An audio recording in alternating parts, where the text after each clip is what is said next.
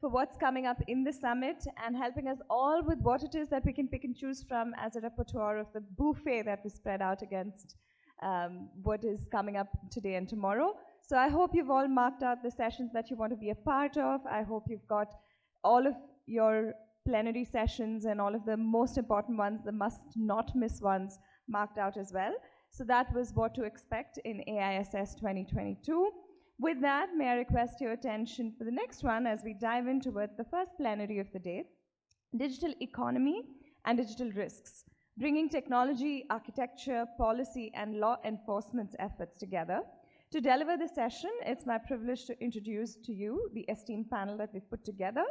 Mr. Umesh Mehta, President and CIO of PI Industries, who's going to be moderating the session. Joining him on stage are Mr. Narendra Nathji, Joint Secretary of NSCS.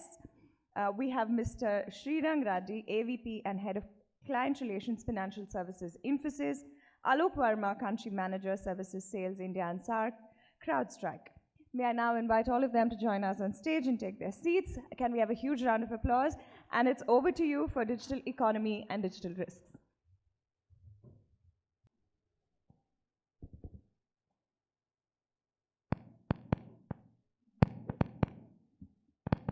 Good morning, ladies and gentlemen. Today we have a very interesting topic on the digital economy and digital risks. As you are aware that in the digital world, the digital economy is a major driver for any economic growth and innovation for a country. But it also brings with it a lot of challenges. You can't hear? I'm audible now? Okay. So as I was mentioning that in today's world, the digital economy is a major driver for economic growth and innovation. But it also brings that new challenges with it. As more and more of our economic activity becomes digital, it is important the businesses and the individuals be aware about potential risks and take steps to protect their digital assets. Digital risks, on the other hand, refer to the risks and challenges associated with the use of digital technologies in the economy. This risk can take many forms, including the cyber attacks, data breaches, online frauds, and scams, and unauthorized access or use of personal data. So today, to discuss on this topic on digital economy and digital risk, we have distinguished speakers from government and industry to talk about this topic. And I would first like to start with Dr. Nath. Dr. Nath, India has an ambitious goal of to become a 5 trillion economy by 2025.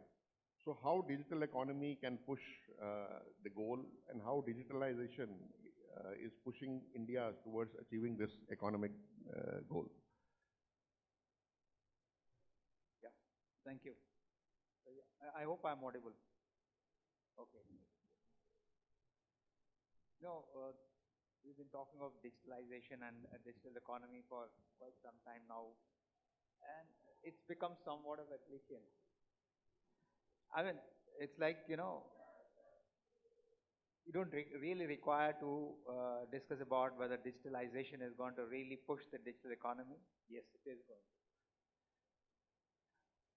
It's the new horizon, you know, across all sectors of the economy. You know, earlier the IT sector was a sector by itself, and we had specific skill sets and they were working in certain areas. But now you find that it is a horizontal that's across all economy, all sectors of the economy. And it is bringing in both, you know, convenience and efficiencies in the way of working. So you'll find digitization happening in agriculture, digitization happening in medicine and the health services, financial services, education, so manufacturing. And with 5G coming in and the new type of connectivity coming along, with IoT also proliferating, you'll find that a digital economy is an important component of the general economy that is there in the country. And digitization is going to bring in efficiencies and convenience across, and improve productivity also, and increase competitiveness. It's also bringing in innovative solutions and innovative ways of doing things. And that's how the digitalization across all economic verticals is going to really push and lead us towards the 5 trillion economy that we're talking about. And the digital component is going to be not less than around 20% of at least each and every sector of the economy, and that's how it's going to push the 5 trillion digital 5 trillion economy that we are talking about. Thank you. Very interesting thoughts, Dr. Nath. I think, as you rightly mentioned, it is horizontal. It has to cut across. So, now my next question is to Srirang Vedi, who is the head of client solutions in Infosys. So, Srirang,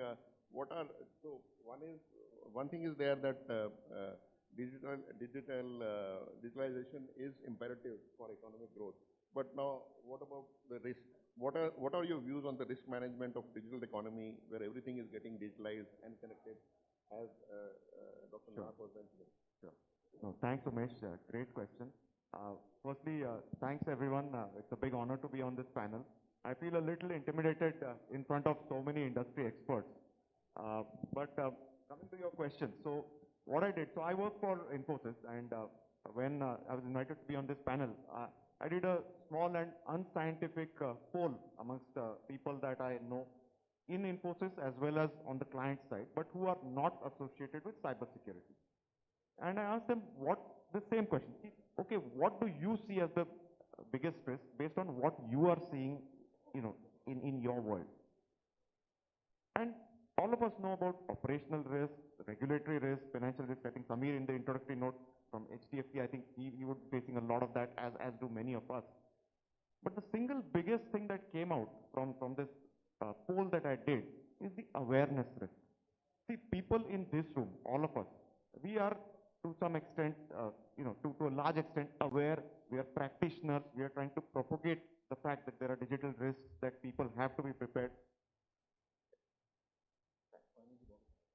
That organizations have to prepare themselves. But the real problem is not in this room. The problem is outside this room. There are, even after things like the AIMS episode that I think was on national media front pages, there is this continual view amongst particularly the MSMEs that this is something that will happen to someone else, and anyway our data is not that valuable. Who is going to come and take it? And that is, I think, the single biggest risk, the awareness risk, I'll call it, right? Second thing is the fact that the interconnectedness risk. So as you rightly put it, in a digital economy, everyone is more tightly coupled with everyone else. Now, what happens if you are reasonably well protected? You have got the latest technologies in place, process, but your counterparty does not. Let's take again the AIMS or any XYZ episode. If I'm a supplier to a corporation and then there's a problem in that company who cannot pay me on time, that impacts me. So all the efforts that I have put in to make myself, cyber secure are of no use if somebody else is going to, cause me problems. And there's a third element to this whole thing, the undercurrent. So we talked about the cyber criminals and people who try and take advantage of cybersecurity lapses. Now, one thing is these small mom and pop or even organized gangs, and there's been a lot of action taken by government. But what do you do if it is a state actor?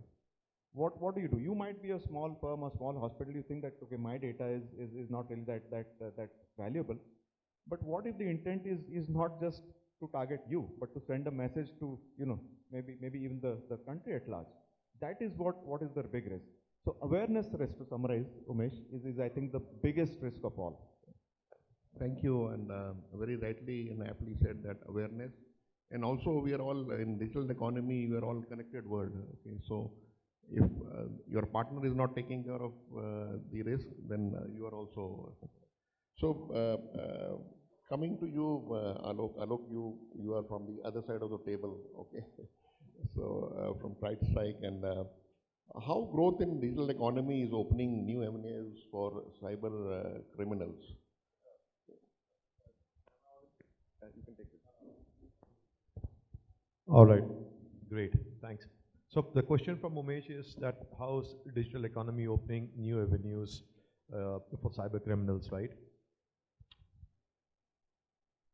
I think this is the most fundamental thing which everybody of you know. Like, you don't need a panelist sitting out here to tell you, right? I respect that, right?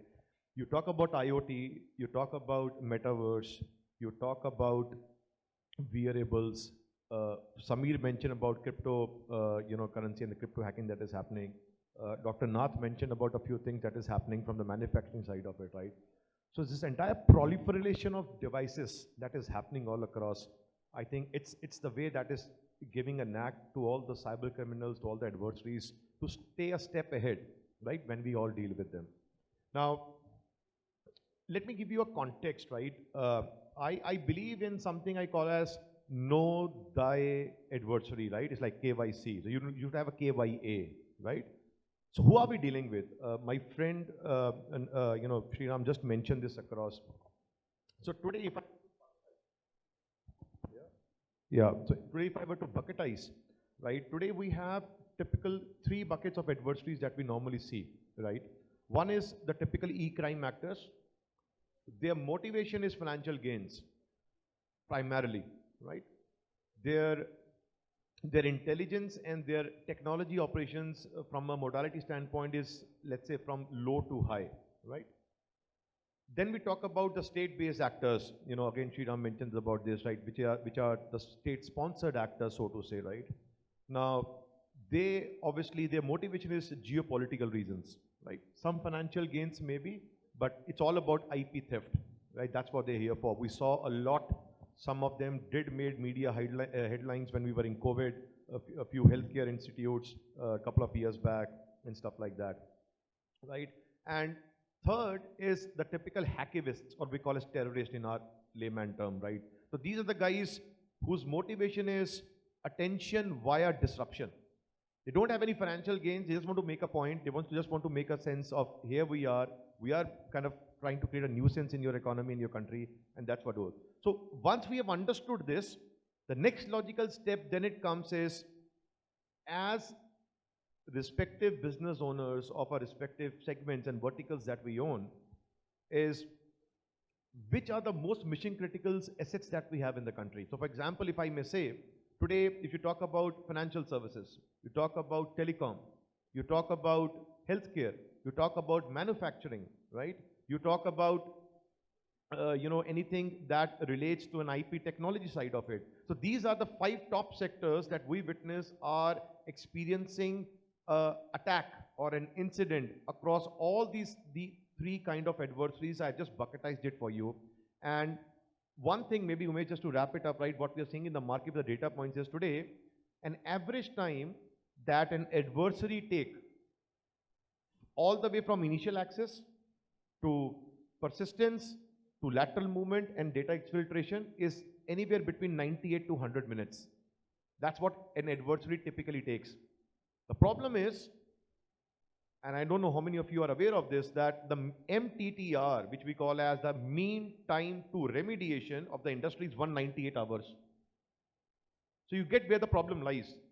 So it's not that adversary is 1 step ahead, he's 5 steps ahead of us. And thus the issue of having all the digital in the world, and yet we are being seen formed by digital currencies. Yeah. I really like your KYA, the know your adversaries. Okay. So coming back to you, Dr. Nath, you represent government. So just want to understand how governments are leading the businesses planning to move their regions from being digital adopters to digital disruptors. So how government and the leading businesses are planning to move their regions from being a digital adopter to a digital disruptor? Because we're talking about a digital economy, okay, and so what government is doing about disrupting the digital world?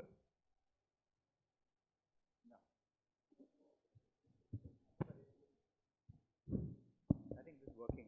I hope it's working. Are you able to hear me? Yeah, there. Okay. I think this is a directional microphone. Okay. No, we initially talked about that digital being the driver for the $5 trillion economy. If you look at any of these sectors, let's say if you look at education, and you'll find that, democratically you would require that there's a large section of the population that has access to good education, but there's a much larger section of the population that does not have access to good education. So you'll find that there's a lot of work that's required to create those platforms that people have access to good quality education in terms of content, in terms of delivery of content to them. So there's a lot of work that's required to be done there. If you look at the health sector, you'll find that the amount of data that gets generated in silos and in different diagnostic labs and different hospitals and all, if that is aggregated and that a study is done based on big data analytics using artificial intelligence tools, the insights that you could get into providing treatments, advanced treatment for diagnostics, for delivery of health services, but there's a huge potential available there. Similarly, you take any sector of the economy. If you take of agriculture also, you'll find there's vast potential to improve productivity based on targeted delivery of nutrients, target delivery of interventions for improving productivity, based on local climatic conditions, local environmental conditions. So the amount of data that could be generated and done, the potential there is also huge. So you'll find each and every sector of the economy, there's a potential for digital tools for improving productivity, improving efficiencies, and actually really growing the economy.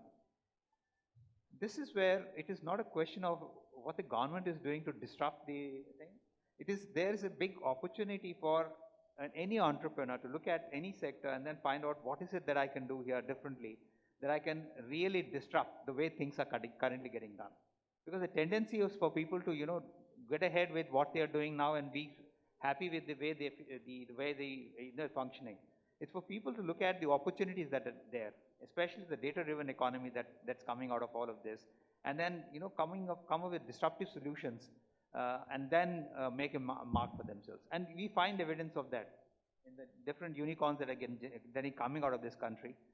There's the country has evolved over a period of time.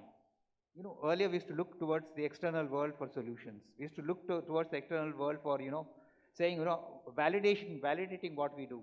But currently that confidence that we have in the younger generation that, this is something for them to identify problem statements, for them to come up with solutions and then presenting them to a general audience without actually looking towards anybody else for validation. That is the strength that this country has now.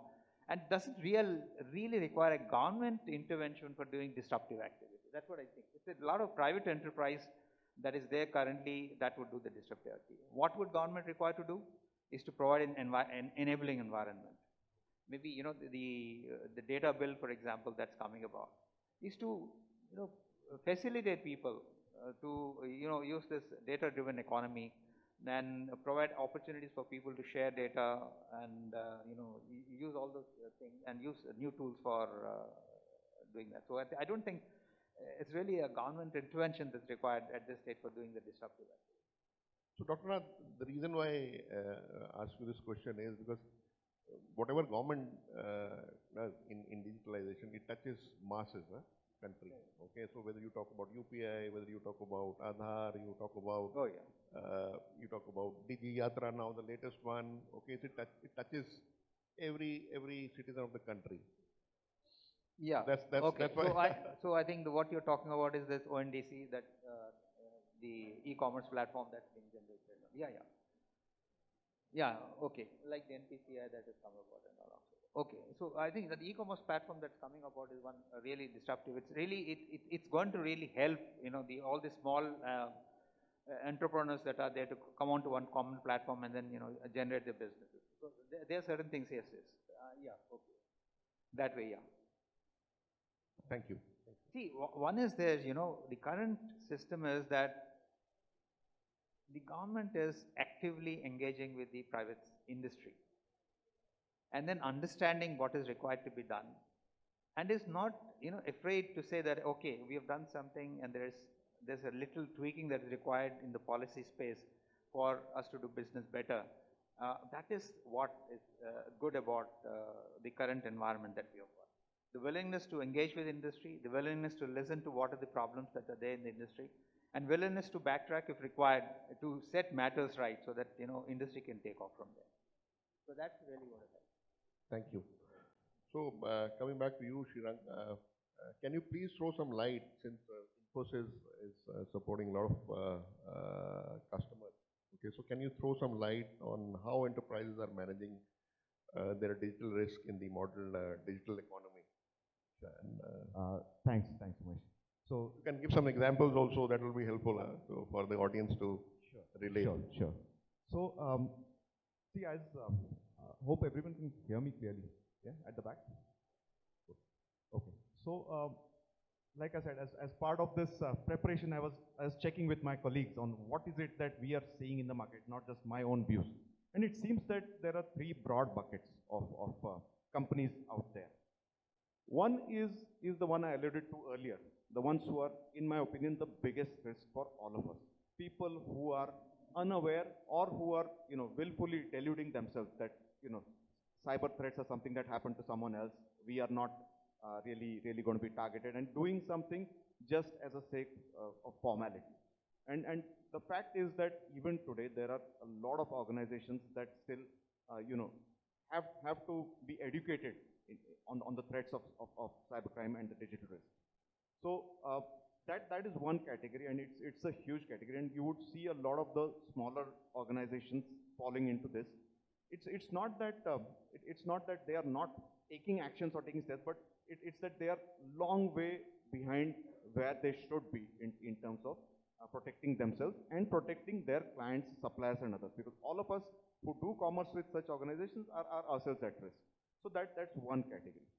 The second one is I think, I would say a more mainstream problem, where the situation is this, Umesh, that because of the awareness that cyber threats are emerging, over the past few years, organizations have gone in and invested in various types of products or solutions, either homegrown or bought-out.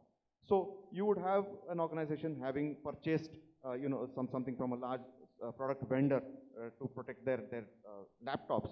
Then you have, an additional endpoint protection agent. At some later stage, you have an incident management software that comes in. At some later stage, orchestration and response. All of these are being purchased as point-of-time decisions and then being integrated, right? And then that creates a huge issue, because you've got, this mass of data being generated and thrown out by various systems. You then have the headache of maintaining those systems, figuring out, whether that particular software still is the industry-leading one, or whether something else has come up. And it just takes your focus away from, your own end client to managing your internal estate. And to a greater or lesser extent, I think all of us in this room suffer from it. And I would also say, on a lighter note, that many of us have contributed to this problem also, because, when you come out with a new offering, you target a specific need of a client, right? You don't look at their holistic needs. And in doing that, we have kind of contributed to the bigger problem. So that's one big thing, and that is an existing problem in the market today. And you, as a practicing CIO, maybe you're at the receiving end of some of this when the budgetary requests come in. It's a big problem, I can tell you, okay? Because we invest into technology, and technology is changing so fast, and we have already invested so much, and you can't change overnight. Correct. And the expectation from practitioners like us is that you change ghar ke sab badal dalo. Correct. Which is never possible. So Correct. we have to live in an environment where we have multiple solutions. Correct. From multiple partners. Absolutely. So, and we are no different, okay? So at Infosys also, we are also, to protect our own estate, we do the same, right? So we've built up our strategy over the years. And our CISO, so what we did is, and we call it internally a sentient organization. So what we are doing is, and it's not just the, the cyber protection and the cyber security related products, but any internal application or system that exists within Infosys, the idea is to connect it and in such a way that you have a bird's eye view to the maximum extent possible of what's happening across the organization. So specific to cybersecurity, what we did was the various offerings that the best-in-class products or our own homegrown offerings, those existed as specific solutions for specific problems. What we also have done is build a platform on top of that, which then acts as the CISO's view of the world, which then gives the CISO a complete view of what's happening, and B, in terms of external reporting, in terms of reporting to the board, we have that, as a single pane view. Then as we started showing it to various clients, people were interested, they said, we also want this. So now we have, we've got a number of clients across the globe, and just yesterday we've launched, the CyberNext platform as a service, as a cybersecurity as a service offering in India as well. So what has worked for us, we want to take it to the world and to Indian clients. But last point I'll make on this is the point about complacency. See, all of us are practitioners, and yet all of us have been, we've seen that failures can happen in any organization at any point of time.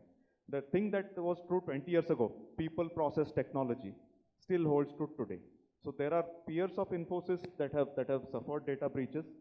There are all of us, there are cybersecurity organizations that have suffered breach. So this can happen, is my thing. And while I've talked to you about what, I would say leading companies like Infosys are doing, I think lesson for me at least and all of us is that, let's not be complacent, because this is not something to pat ourselves on the back. We just got to be careful of what's coming at us. Thank you. Very interesting thoughts.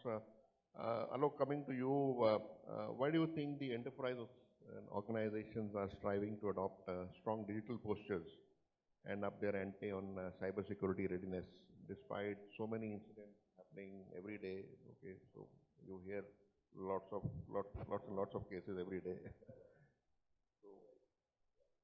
Thank you. So Umesh's question is, Alok, why do you think we are still landing up into so many incidents despite all those good things that we are doing across, right?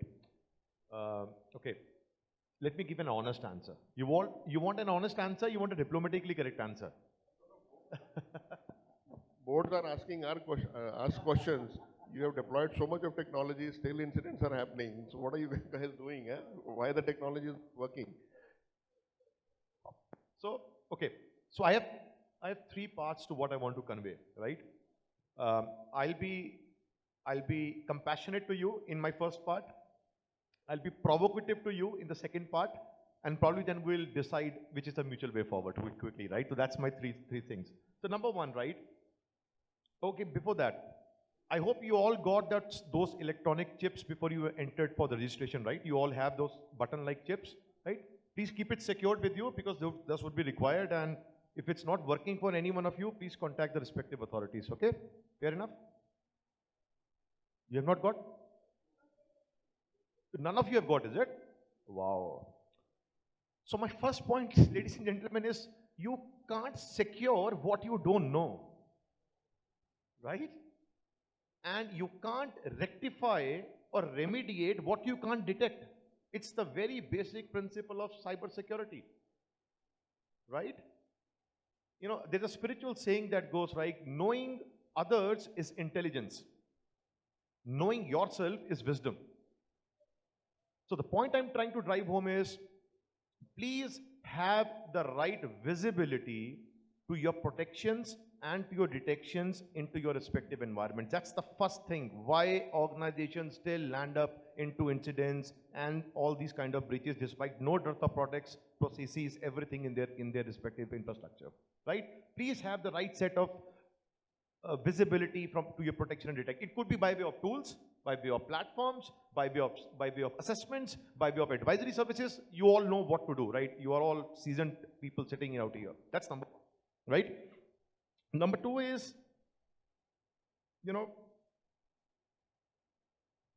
if I may hail all the respective business decision makers in this room, right? Today, even if we onboard a technology which has any use from medium to, let's say medium to long term, right?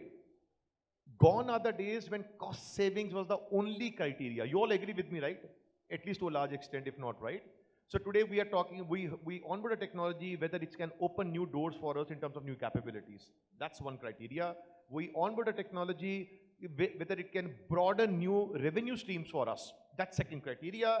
I also see organizations, C-levels, onboarding a technology where they are also helping to open new markets for them, right? From a competitive standpoint, right? So these are all the criteria you buy a technology or onboard a technology, right? Now, my humble request, as I said, to all the decision makers in the room is, please keep security out of this ROI syndrome. Security is the ROI, my friends. Security के लिए कोई ROI नहीं होता है. Right? And that's the reason, and I'm sure Umesh will agree with me, when he has to go to a board or he has to go to an MD saying that, sir, I want X number of dollars, he's like, okay, what is ROI? That's what we do, right? So I think we together need to put up and educate, aware, right, that having your name on the front page of Times of India for bad reasons is much, much worse than spending few extra dollars for whatever you think to be engaged from a security standpoint. So that's point number 2. I said it's a really provocative one, right? So let's have that, right? That's thing. And number 3 thing that, probably I would, give you a view of is that we all have to make a paradigm shift from professionals and organizations who see security by compliance from security by risk. I'm sorry. Right? Because if we are still stuck up with that primitive mindset and a business approach of security by compliance, the fundamental problem, Umesh, why we still land up into this will still remain. So we have to, compliance will remain, obviously there's a subset of it, but we have to be professionals of security by risk and not security by compliance. So that's my view. Thank you, thank you. So Dr. Nath, coming to you, as we all know that digital is the thing which we have to adopt, but how can a regulatory framework and policy support faster development of India's digital economy? Yeah, before we come to that, I would like to reflect on some of the points that my colleagues have raised from the panel. Sure. And my own 2 words of wisdom or insight. From the observation of the incidents that have happened across and the organizations that are there, one of the things that we observed is many organizations are mature and they have got a security setup that is separate from the operations part of it. But a lot of organizations, and including some of the organizations that have been in the news recently, do not have a separate CISO per se and a separate security setup. And that's very important component. And I think I'm not saying that many of the organizations that are represented here would be having a CISO and a security setup separately, and a well-trained, experienced setup. That's one of the most important components. Having the right people in the right places, it achieves a lot of things. Everything else normally gets taken care of because they get the right technologies in place, and they get the right processes put in place, and they get the right operations also put in place. So it's important to have the right people in place, and a CISO and his team is an important component, and every organization should have one. Yesterday only, we were discussing one incident, and they were saying that everybody has a physical security. They have security guards outside and biometric access systems, but then for the digital infrastructure, they don't have a separate team, and that's the sad part of it. That's one. The second is, whenever they design any system, you will find the meeting that happens, and this is something I've been talking in multiple forums, is when you sit in the room and then you start talking about the new product or new service that you're going to launch and the new system that's going to come about. You list out all the requirements that are there for that and what are the features that you want of the product. But security is not put in that particular meeting. It's after the whole design happens that you start looking at how do I secure that product now or service. I think security is also a feature of the product or service that you design. So right in the first meeting that you do, you should actually list out security as one of the features of that product. That's when you find that the architecture of how the product is designed, the hardware architecture, the system architecture, the software architecture, all get inbuilt into that with security in mind. So that is also another important part. And from personal experience, I'll tell you that we've had this conversation with the development team, and when all these things were listed out and they came up with an architect, we said, now you list security as also part, and then come back a couple of weeks later, you'll find that the architecture that came out was entirely different from the architecture that was presented to us. So security being an essential feature or a functionality of the product and service is also an important component of, you know, how you go about designing a system or architecture, and it makes a lot of difference. And, you know, one of the things about, you know, we've been doing this trusted, you know, one thing about trusted telecom and trusted sources and all, we've been trying to get products from trusted sources. But bulk of the breaches that have happened, if you'll find, are with architect infrastructure, underlying infrastructure of hardware and software that have been procured from trusted sources. So the basic problem is not about the trustworthiness of the source. The basic problem is these trustworthy companies which are there are designing atrocious products. They are not building security per se right from the initial stage of design. So I think these two, you know, important parts have to be taken care of. And the third, of course, is hygiene, which has been talked about. Everybody should be conscious about security and how, you know, handle things. Oh yeah, now I'll come to. But Dr. You mentioned about these providers, but how about the SOPs? And I think the recent cases we have, we got to know that the technology was in place, but the SOPs were not being followed. Okay, adherence, awareness, Srirang talked about. I think these are the things which are very important. Okay, so even though we have the technology in place, but the process, the people, as we say, the employee is the weakest link in the chain. Okay. The visibility is also not there. One of the things is that we don't have visibility. You know, we keep on adding on security modules one after another. You put one module, then you put another module, then you put another module, then you don't have a proper orchestration of all of that. So really don't have a visibility into, you know, the whole infrastructure that is there. That's another problem the practitioners like us face, because these products, they don't talk to each other. Okay. And the other is, if you architect properly, you see, one thing is the breach would occur. Whatever you do, a breach would occur. It's a question of how do you isolate it in such a way that the breach gets restricted to a certain area. That's an important part of it. So, I mean. So, coming back to you, Alok, as you remain in the hot seat or hot desk, I would say, of the incidents and breaches, right? Could you draw with us any trends and patterns which are happening in these days? Sure. It's very helpful for our audience. Yeah. That's what I do for living, by the way, right? Stop breaches. All right. So, yeah, that's a very interesting question, Umesh. You would have come to me separately, I would have charged you for that. But thanks to Vinayak and DSI team, I'll more than happy to share my thoughts in here, right? So, yes, there is a pattern, right?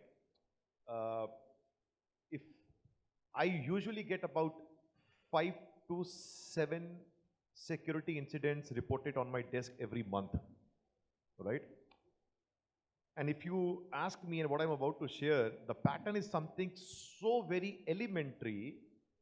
It's like making a, child put a ribbon on his, chest before dressing him up and everything. It's as simple. I'll share you what is it. So first of all, right, 85 to 90% of the breaches that land up on my desk have this thing in common, guys. Please take a note if need be. Number one, right? Please have MFA, multi-factor authentication, for every single user and for every single application, at least external facing applications, period. It's not negotiable. Threat actors exploit that. Number one. Number two, please restrict access privileges for everybody. There's a famous saying in our parlance, right, that culture eats strategy for breakfast. You all had heard that? I think it's very true to us. When I go to and meet, all the C-levels, the MDs, everybody, it's like, no, we have to give access privileges because he's HOD's business head, he's MD's son, ABCD. We have to, right? That's why I'm saying culture eats strategy, right? But trust me, guys, trust me, gentlemen, that's a recipe for disaster. If need be, please deploy just-in-time privileges tools if they need that access. But don't give by default access privileges to everybody in the environment. They are not that tech savvy. They will be your weakest link in the chain when those things happen. Number two. Number three, right? Please patch.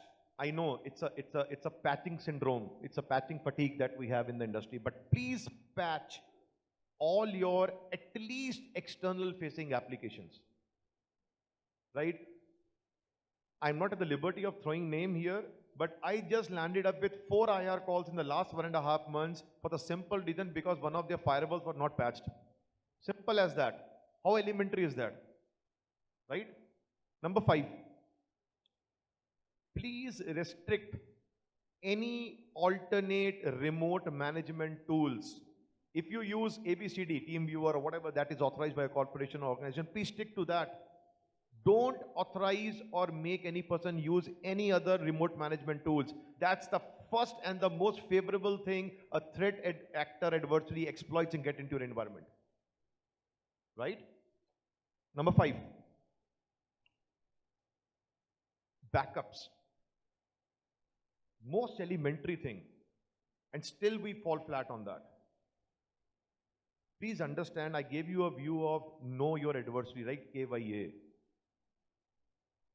If I am a professional, I am a hardworking guy who spends months and weeks to prepare for something for a project, I will not let go that easily, right? That's a human psyche. Same applies for the adversary, my friends. Behind every incident, there is a human brain. There is no technology running behind every incident at the end of the day. There is human brain. So we have to understand what are their TTPs, what are their tactics, what are their techniques, what are their procedures, right? So please have backups offline. Maintain a copy. Because the moment threat actor encrypts your backup, that is his first way of getting you kneeled and bent down. Because that is when he will extort money from you. If you have a backup plan, why would he ever come and ask that whatever money for data filtration, right? Doesn't make sense. So please have backups offline, or maybe worm. You understand worm, right? The acronym WORM, right? Write once, read many and stuff like that. So please do that. Take care of your backups. And number 5, last, the most elementary thing. I don't know how many of you got this. There was an article in Times of India just about a couple of weeks back on the passwords that India has. Right? You know what were the top 3 passwords? I'm sure a lot of smiling faces, people have read that. The top 3 passwords, I think they did some 10 million, 20 million searches or whatever that they did, right? The top 3 passwords for the enterprises in the country is PASSWORD with a prefix of 1, 2, 3 or 3, 4, 5. Okay? The second, India, INDIA or INDYA with prefix of 1, 2, 3, 4, 5, 6, whatever. Number 3, can you guess it? Big basket. So, I was telling to one of my friends outside, I said, God help us. God, I have to hail God. If my local admin passwords protecting my infrastructure are this password India and big basket, how elementary is that, my friends? Right? So, the thing is, please have unique local admin passwords. So, these are some common 6, 7 things, Umesh, that when I get let to see them. No, very valid. I think these are basic. Everybody in the room knows about multi-factor authentication, backups, remote login. Okay, all those should be stopped. Yeah. But yes, it is not being practiced, and that is why we are having many incidents. Okay, as I mentioned, that the SOPs are not being followed, the processes are not being followed, and that is why. So we are almost, in fact, crossed the timeline. I would now like to open the floor for any questions from the audience to our esteemed panelists. Anybody? Any questions for our panelists? None? I think we are all good. Huh? Yeah, let me make a last parting comment here, right? I normally say this in forums, and I'll use the liberty, take the liberty of availing the platform here. Guys, assets were owned then. They are shared now. Competition was known then. It's unpredictable now. Innovation was methodical then. It is rapid now. App deployments was timely then. instantaneous now. And organizations were built to last then. They are built to change now. Thank you very much. Thank you. And that brings us to the end of this interesting panel discussion. I think I had a lot of questions, but time was not permitting. But thank you very much, Dr. Nath. Thank you, Alok. And thank you, Shiran.